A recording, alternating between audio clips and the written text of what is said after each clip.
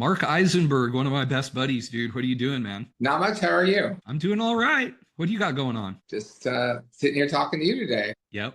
Well, it's a pretty good day. I've been recording these podcasts and I'm sure grateful for all my friends that have been coming on. So today I'm going to be talking to Mark Aisenberg. He's kind of my geophysicist. I've been working with him for a long time. He did all my work at Revolution. We started working together at White Star and kind of became friends, and we've stayed close ever since. But he's a fantastic geophysicist. We've got some really cool stuff to talk about today that may take you by surprise. But Mark, why don't you just take a second to tell everybody about yourself, what you're doing now? Just give us a little overview about you. Okay. I'm Mark Aisenberg and a geophysicist. I'm from Norman, Oklahoma, and I went to OU and got a master's in geophysics. And from there, I went and worked. I did some processing for about 5 years. After that, I went to Chesapeake, worked at Chesapeake for a couple of years, and I transferred over to American Energy. That's where I met Keith, and we became great friends there. And after that, I went out on my own and started working at a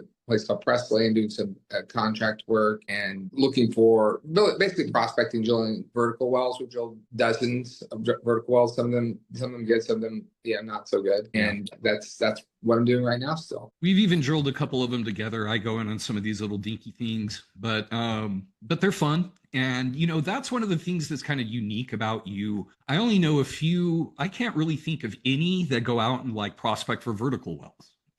Maybe 10 years ago, there were a few still doing it, but you're like really one of the only true independent geologists that's out prospecting, putting deals together and drilling them, vertical prospects. That's something that I think is pretty admirable and pretty cool. And it's kept us in touch. And you were doing it while you worked for me at Revolution. We've actually worked like kind of through our career. What we've done together has been like really structurally complex stuff. And your work has always been really pristine, and it's been something I can bank on. Why don't you talk about a little bit about your geophysical background and some of the stuff that you're interested in? Sure. Yeah. So whenever I worked at Star Geophysics, that's where I started at. I was doing a lot of processing.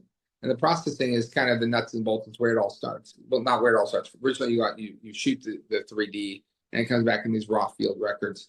And then the processors take it and they turn into kind of an interpretable format. And that format is then given to the interpreters to prospect off of, or do search for drilling hazards and do the horizontal, the directional surveys. Well planned, exactly. And so the processing is really important because it's key, really. Because if any of it comes back processing correctly, like if the geometries are wrong or if the sacks are wrong, the velocities are wrong, anything like that, then you could come back and when you plan your well, then it won't turn out exactly how you expected it to. Right. And so I spent a lot of time doing that. And then after that, I went to Chesapeake. And at Chesapeake, I did this kind of advanced processing. They call it processing. It's where you go and do these attributes where you try to find rock properties out of the seismic data. So that's something it's pretty challenging to do, but you can take the seismic data and you can attempt to turn it into things like bulk modulus, some mineralogical stuff. Absolutely. Yep. And then even further than that, maybe water content, oil content, gas content. A lot of stuff is very stretching the data. You know what I'm saying? And I was going to say that sounds like the kind of stuff that generally is going to take the more modern data, smaller bin sizes, right. And so like you can do a lot of that stuff. And Chesapeake was certainly like cutting edge with their, brand new 3D, and they've got these WizKid processors like you in there. And really the processing is the foundation of geophysics. And one thing that, there's a misconception maybe amongst the geologists sometimes that thinks that you're actually looking at like a kind of a picture of underground. And that's just not the case. Find markers and these things that represent, but it's not an exact, it's not like you're really looking at an exact picture. You're looking at the derivative of data that is put together to show what it does look like in general down there. Can you expound on that a little bit? Yeah, no, I agree with what you're saying. There's definitely a lot of hoops that you have to jump through, and there's potential pitfalls that you can fall in between the actual acquiring the data and then interpreting the data. And so if you fall into those pitfalls, then your data is just going to be wrong. Yeah. And it's not, I don't know if I'd say it's a And so when the picture. data's wrong, what does that mean when you're drilling down? Like a top is going to come in low or high relative to what we thought it was, or what does that mean? Yes, exactly. What could be all? It could be that. It could be. I'd say that's probably the biggest thing. There could be reflections that shouldn't be there. There could be faults that are misplaced. There could be amplitudes that are quite by fault. Kind of curious about that. Whenever, like, let's say you do a migration, we take the data, go through a processing flow, and then we get to a step called migration. When you migrate it, if your velocities are incorrect, use wrong parameters on your TM, then you can end up moving the fault a bend or two, maybe three. Bends typically 85 feet, 82.5 feet to 105 feet. So in that range, typically, sometimes they can be tighter bends than that. You can move the fault a few hundred feet. If you go look at a post-stack migration survey, you could see very different fault planes than your PSTM. So it's not like you'll move a fault across the survey. You know what I'm saying? It'll just be off by, a few hundred feet. Yes. I had one of our company men from Revolution on, and we were talking about, I would tell them ahead of time, hey, we're expecting a fault here.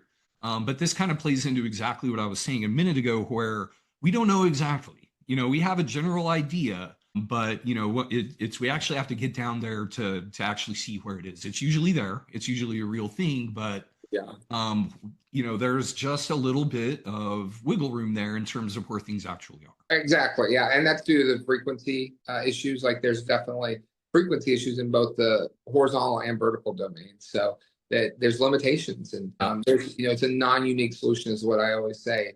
You take this answer that we give you, and I could give you literally millions, infinite number of answers that fit the data. And, but that doesn't mean that it is, only one of them is correct, right? But we don't know what it is. So we take the data, we try, usually Occam's razor, you try to find the simplest solution, the elegant solution, and that's the one you go with. But a lot of times that's not exactly correct. And it's due to a lot of it's due to the frequency, the K and the Nyquist frequency issues. So those things can cause aliasing. I'm sure you've heard of aliasing before, right? Explain it to the audience, though. Aliasing is whenever you have multiple solutions that can fit the same data because you only have so many points. This is a finite frequency, finite sampling. So we sample every 2 milliseconds typically. Sometimes they can be 1 millisecond sample rate. Typically it's 2.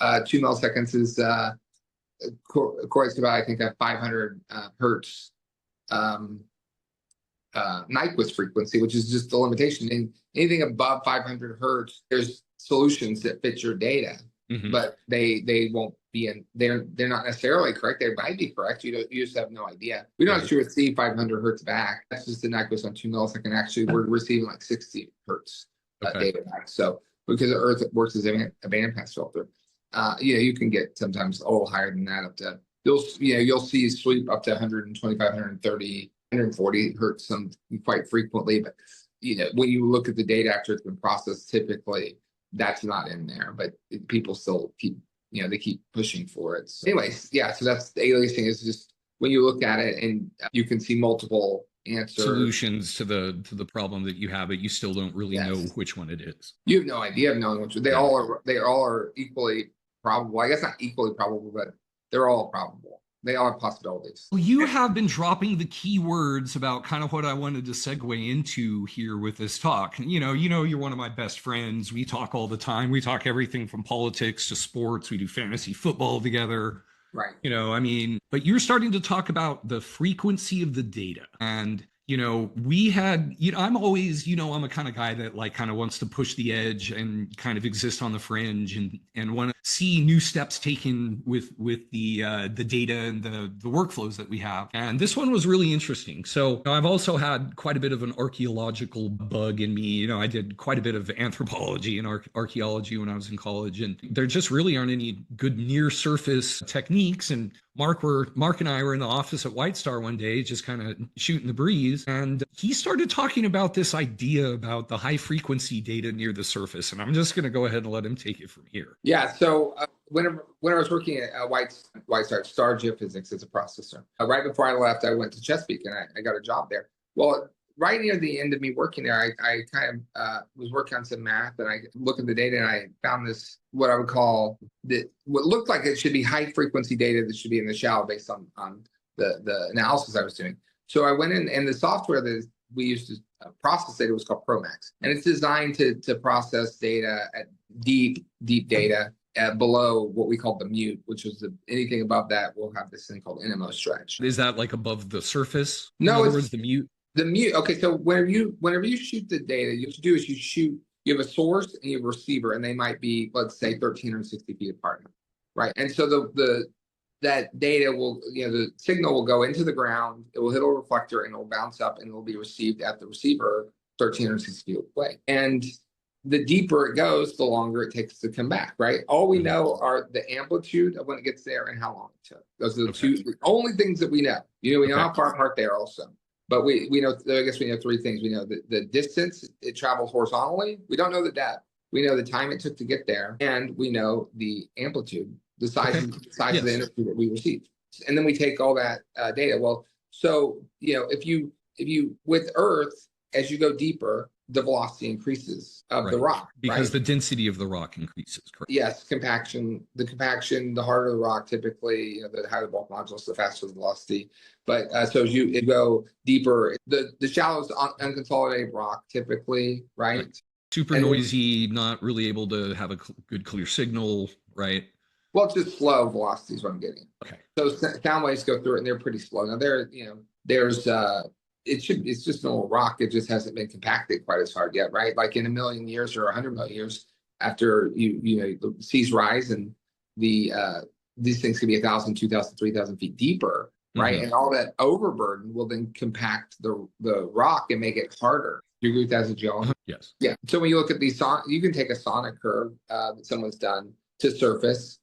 Sonic is it's a tool, a wireline log that we run, where you go in and you send signal through each layer from 50 feet below the surface to 10,000 feet below the surface. And you do it every half foot sample along the way.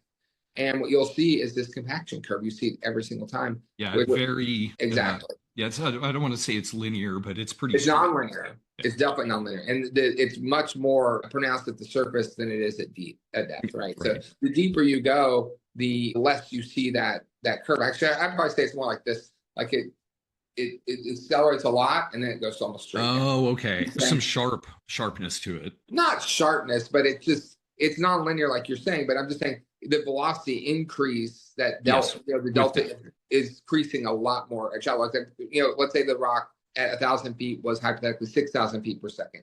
Well, if you went down another 1,000 feet, it might go up to 7,000 feet per second, right? So it's increased quite a bit. Whereas if you go to like 20,000 feet to 21,000 feet, you wouldn't see that much increase. You see a little bit, but you wouldn't see nearly. It's nonlinear. The biggest increase is at the beginning. Okay. And then at the deeper you go, the less it increases typically. So what that causes is it's like the rays that when you travel through the Earth, the deeper you go, the faster you're going. As we know, if you're traveling between, you're trying to get from point A to point B, the faster you go, the less time it takes. Right.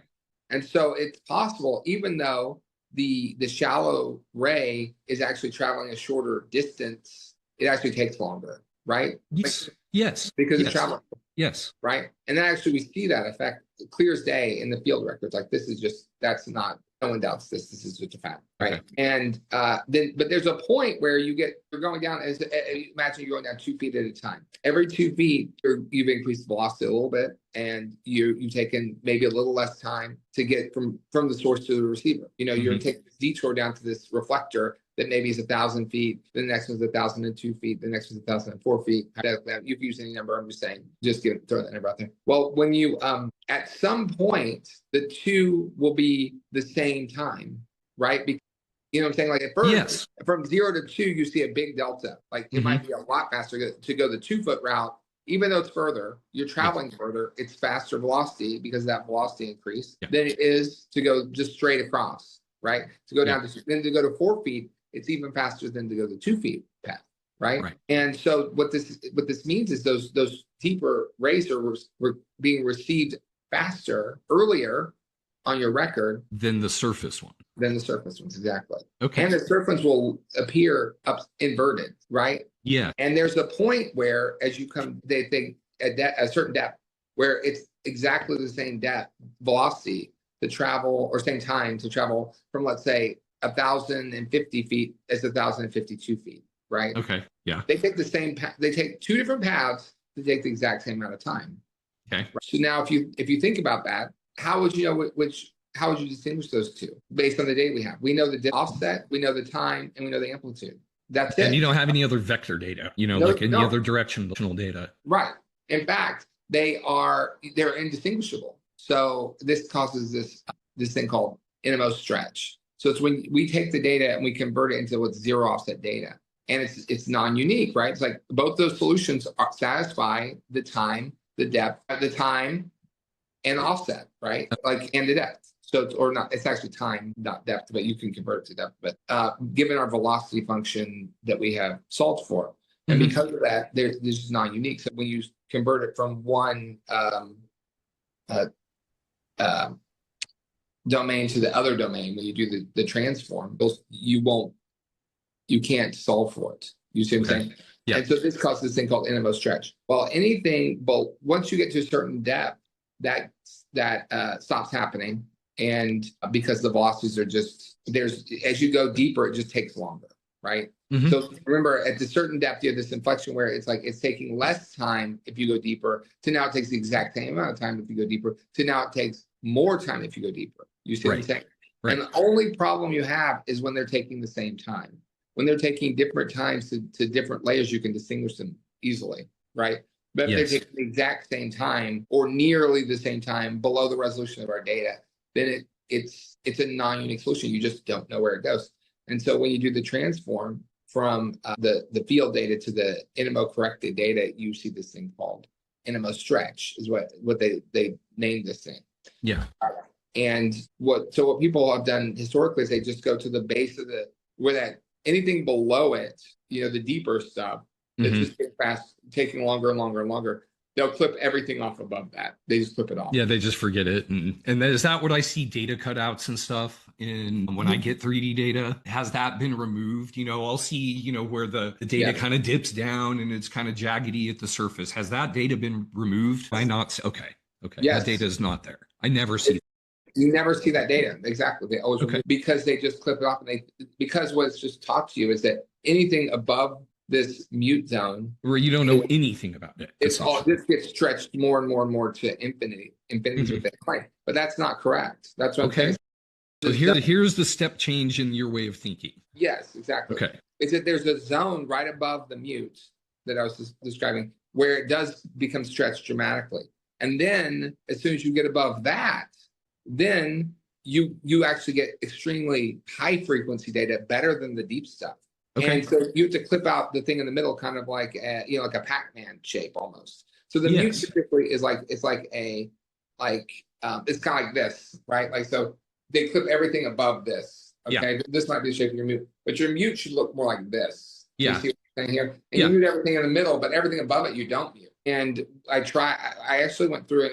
The software is not written to do this, so it was very difficult. I had to go through hand typing all these velocities into the Promax when I did it, and the data was amazing. Really, you had like high resolution data at the near surface. And with all those cutouts you're talking about, they're all gone.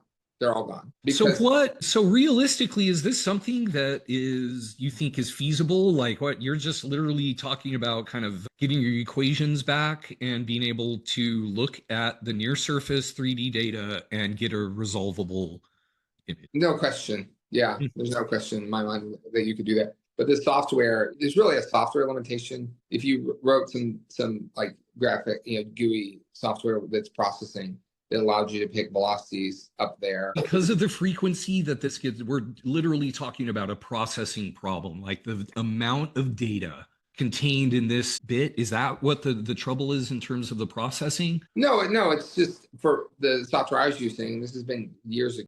Okay, it's not But a hard computer hardware. It's actually not the software being able to do what you the wanted way it to. it was written, and that everything above the mute is useless, and so they wouldn't. Oh, So fundamentally, you weren't able to even exist in that space with the work that you were doing. well, what I could do is they had the special module in there where you could go in there, and you could type the velocity pair, like time velocity pairs in there by hand. And Yeah, when I did that, then it worked. it would work.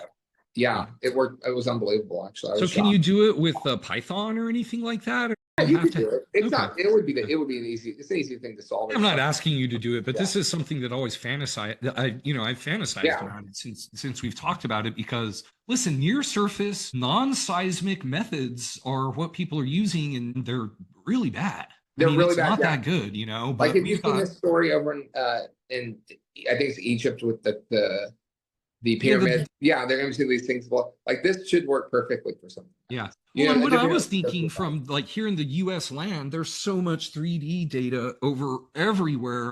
There could be a lot of information gleaned from that data. I mean, right. it just seems like there's the sky's the limit with this. I mean, I don't even know where to start. But is it Yeah. something that you think I mean, and again, this is no pressure or anything like that, but is this something that you would work on? You think it's real? We've been talking about my bricks, right? Like it's a good idea. It's, and I have a Galen episode. Dude, it's still fully viable. Okay. Like it actually works. And Galen's even talking about some other stuff that we add on.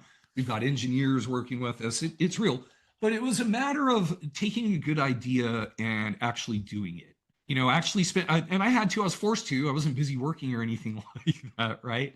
And so I have the time and the space to kind of like do like a podcast or work on the brick idea and this kind of stuff. Like, is this something that you think is like feasible that like in your spare time would be able to be done? Or is it something that's big enough to where you'd need some people working for you, coders and doing that kind of thing? Is this a one man thing or is this turned into like a big corporate or company need in terms of being able to do it? And if you did, don't you think it's something that's marketable? That's That's the sellable? part. Yeah, right. Like, so I watched your video with Tommy. I thought it was really good, and he talked a lot about return on investments. That's the thing. Is like, what's the return? It's like, yeah, I think this problem's easily solvable, but you have to know what's the application for this. So it's like, and are we going to be able to monetize it? Well, we have podcasts that we can then. talk about it on and platforms to share the idea and the work, Right. But like, it's like, how are we going to turn this into a business, I guess, is Right. the question. If you can find somebody who wants to invest in it, then I would definitely, work on it. And I don't think it would be that hard, honestly. But That's all I'm saying. It's a great idea, man. I'm not, like I say, not pushing, but it's just something that seems really cool. Like, typically for oil and gas, it's not there's not reservoirs that shallow. You know what I'm saying? So it's like, it wouldn't be that useful for oil and gas. But what would be useful for, like, what would it be useful for? Archaeology, near surface building hazards, freaking like Right. The sky is the limit. Yeah. Awesome.